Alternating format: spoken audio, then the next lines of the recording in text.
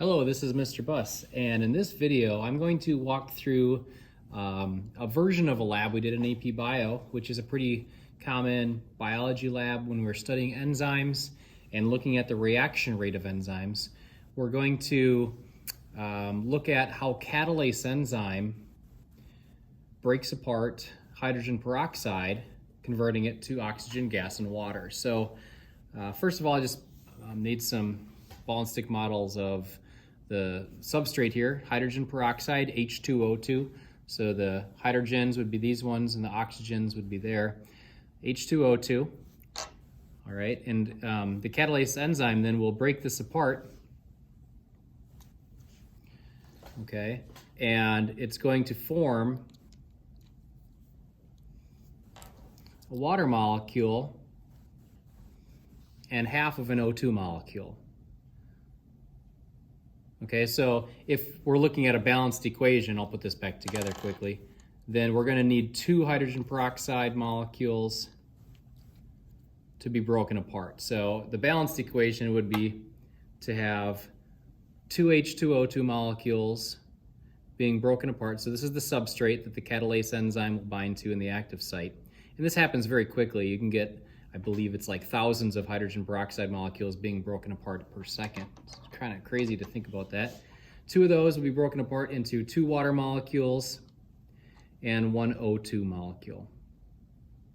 So that's the reaction. Catalase enzyme breaking apart and hydrogen peroxide into water and oxygen.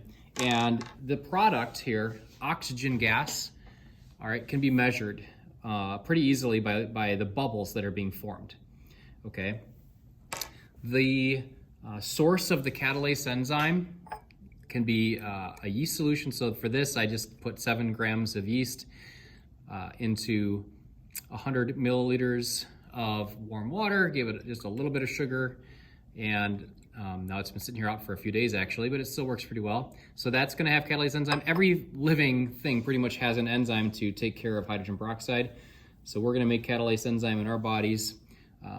Another similar enzyme is peroxidase. So I have a potato here that I put a potato corer through. Peroxidase in plants does the same thing. It breaks apart hydrogen peroxide. So I'm going to run this lab with yeast and with the potato. And I think I'm just going to run it to test the enzyme concentration. Okay, so to test how the enzyme concentration of catalase or peroxidase affects the rate of reaction. So I'm going to keep the substrate concentration the same for the experiment. I'll be putting H2O2. I'll be putting 6 milliliters, works pretty well. I'll measure 6 milliliters and put it in the test tubes.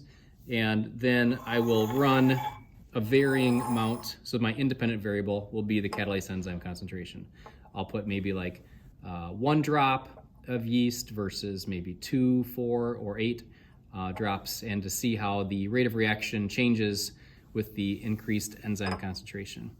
I'll also try it with a couple different pieces of potato. So maybe like 1 small piece of potato chunk versus maybe 2 or 4 or 8 or something like that. So we'll see kind of what that looks like.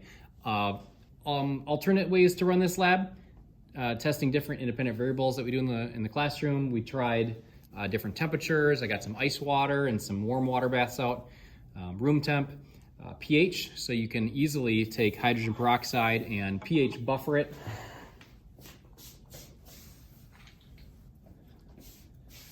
You can purchase pH buffers, and so you can make a buffering solution and get the hydrogen peroxide set at different pHs to run that. And substrate concentration can be varied as well. So if I don't want to run 3%, I can run 6%, 3%, and then I can dilute the 3% down. You can go higher, but I try to stay away from you can get up to 30% store-bought, but that can be kind of dangerous to work with. So I usually go 6%, 3%, 1%, and 0.5% or something like that as different substrate concentrations. Okay, so now I'm going to put 6 milliliters of hydrogen peroxide into each of the test tubes.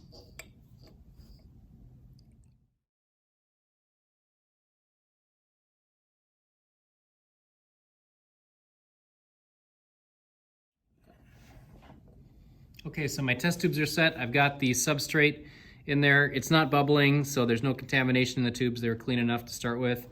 I'm gonna get my device ready. You could do this without the technology here. I just like to use it since we have it and it works pretty well. I'm gonna measure the gas pressure that's built up in the test tubes if it's capped as a way to measure the reaction rate. Okay, so it's measuring in kilopascals, so a unit of pressure. I could change the units here, but I'll just leave it as the kPa. I'm gonna just run the duration for like a minute and a half. We'll do 90 seconds or something like that. And perfect. All right, so I'm ready to go.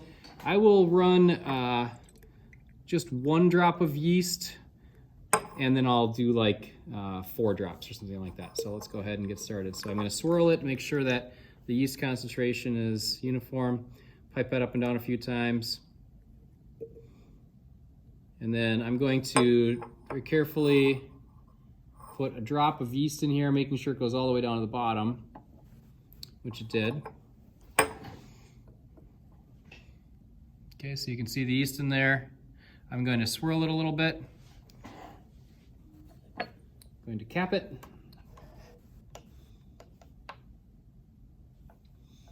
And I'm going to hit play, which means record on the device here. And it's going to record the pressure that builds up over 90 seconds. Okay, the 90 seconds is over. You can barely see some bubbles forming in there, so it wasn't a very intense reaction. You can see on the graph readout that we do have a positive slope. We do have an increase of pressure over time. Not very much, but it's there and it's readable. So I'm going to now run a second condition with, I'll do 4 drops now. So I'll run this one here with 4 drops, and we'll compare 1 drop of enzyme to 4 drops of enzyme in terms of the catalase and the yeast. So go ahead and get that ready. I'm going to, on here, I'm just going to need to hit store. Okay, now I'm on to run 2. So this is ready. Okay, here we go. Make sure the yeast is mixed.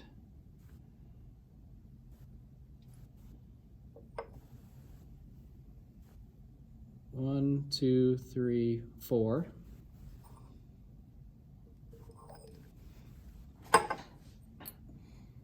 Okay, mix that up a little bit. Cap it. Hold down on the cap so that the pressure isn't released. I'm gonna hit play, so I'm gonna start recording.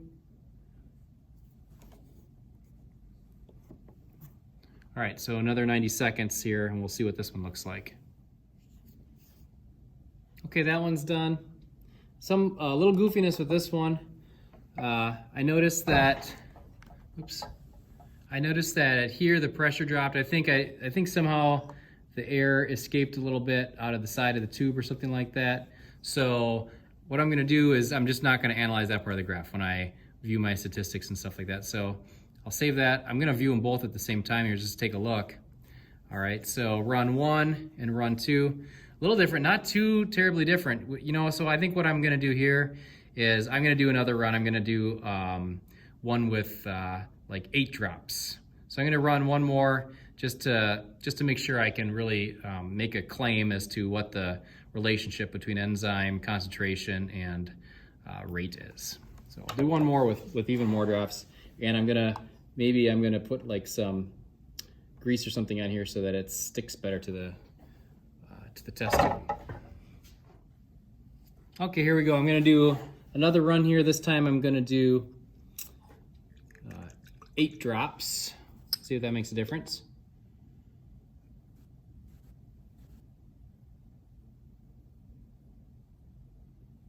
Okay, there's 8 drops.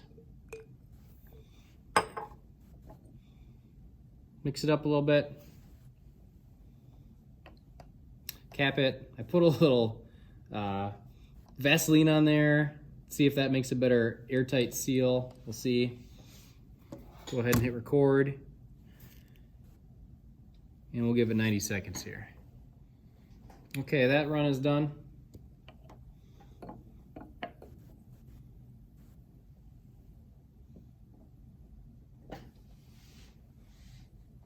You can kind of see, I don't know if you can see in the video very well or not, but you can see if I can zoom in or focus there. You can see the bubbles. This was the 1 drop, 4 drops, and 8 drops. You can definitely see that the reaction is occurring. You can imagine the pressure building up in there. And that last one, I believe, did show pretty well a significant rate. So if I view all the runs here, you can see that my first run with 1 drop, which is the blue line there at the bottom, was a pretty low rate. And then my last one here with 8 drops, significant increase in the enzyme reaction rate. I guess I would recommend just really making sure that the gas pressure isn't escaping there. So I think that helped a little bit, putting the grease on there. I'm gonna run this just one more time, just with the potato, just to show kind of what that would look like. So I have a potato core here, and I can punch out, a section of the potato, and we can cut that into some pieces, and then say, okay, let's put more or less into the various tubes. So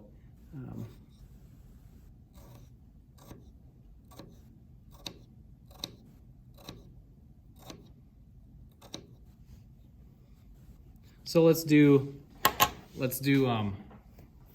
kind of the same idea, where we're going to test the enzyme concentration, in this case peroxidase, using the potato core.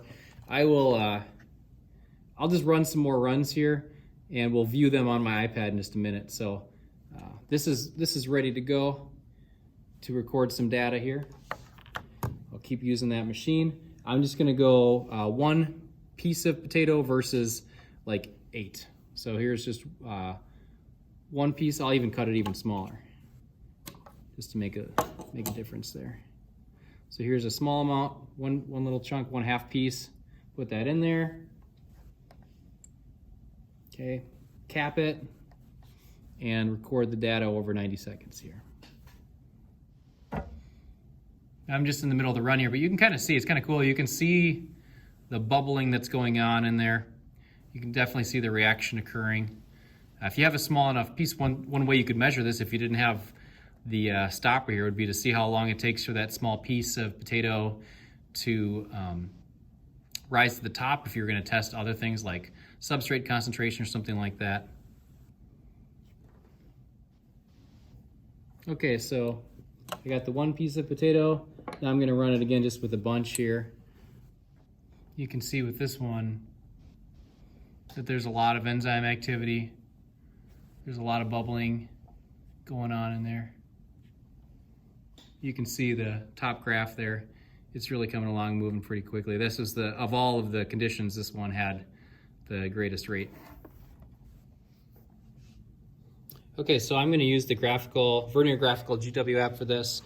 On my LabCoast device, I'm going to go to Connections. All right, so now I'll be able to scan that code. Data sharing. Okay, so there's the data that we got in the lab here.